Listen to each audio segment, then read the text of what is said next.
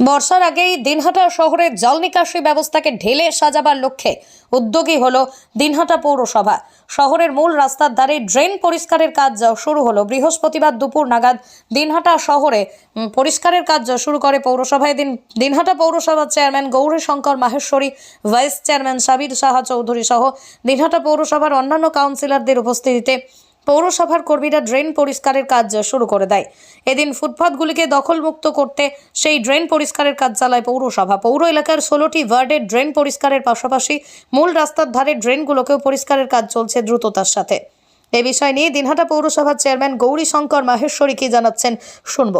আপনার বাইক কেনার স্বপ্ন এবার হবে পূরণ, কারণ আমান হোন্ডা নিয়ে এসেছে একেবারে স্বল্প ডাউন পেমেন্টে বাইক বা স্কুটার কেনার সুবর্ণ সুযোগ। বিনা অ্যাকাউন্ট, লো সিভিল, ন্যূনতম ডকুমেন্টে আজই নিয়ে যান স্বপ্নের বাইক আপনার বাড়িতে। অতিরিক্ত ছাড় পেতে আজই যোগাযোগ করুন বামনহাট আমান হোন্ডা শোরুমে। শর্তাবলী প্রযোজ্য। যোগাযোগ করুন 9002805414। দিনহাটা পৌরসভা রুটিন মাফিক যে প্রতিনিয়ত যে 16টা ওয়ার্ডে নিকাশি নালা এবং পরিষ্কার রাখার জন্য যা কাজ করা হয় তা তো চলছে।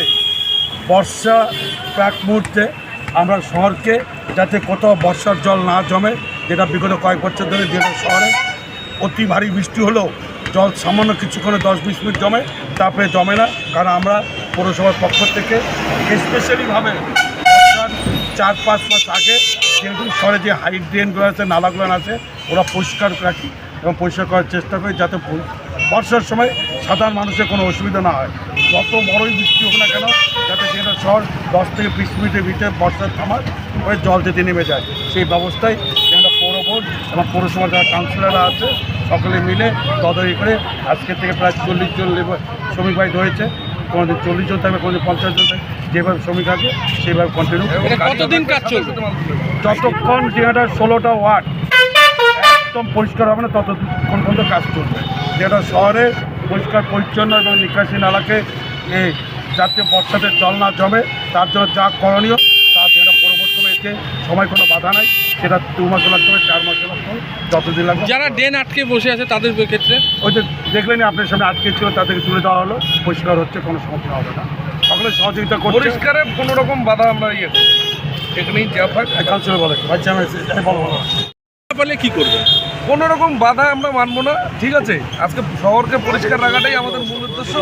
আমাদের প্রশাসনিকভাবে ব্যবস্থা নেওয়া হবে। যারা আসছে, আমরা আজকে সূচনাটা হলো আমাদের এখানে চেয়ারম্যান এবং আমাদের প্রত্যেকটা কাউন্সিলররা উপস্থিতিতে আজকে সূচনা হলো। যতদিন না পর্যন্ত টোটাল ড্রেন দিনহাটার পরিষ্কার হচ্ছে, আমাদের প্রত্যেকটা যখন যে এরিয়ায় থাকবে সেই এরিয়ার কাউন্সিলররা থাকবে, থেকে নিয়ে নিজেরা দাঁড়িয়ে থেকে আমরা এই পরিষ্কারটা করাবো। এটা উপরে উপরে পরিষ্কার না, একদম সময় লাগুক যাই লাগুক। এবং আমাদের গাড়িও এখানে দেওয়া আছে, সাথে সাথে দেখুন গাড়ি অলরেডি লেগে গিয়েছে, মালটাও সাথে সাথে উঠিয়ে নেওয়া হবে।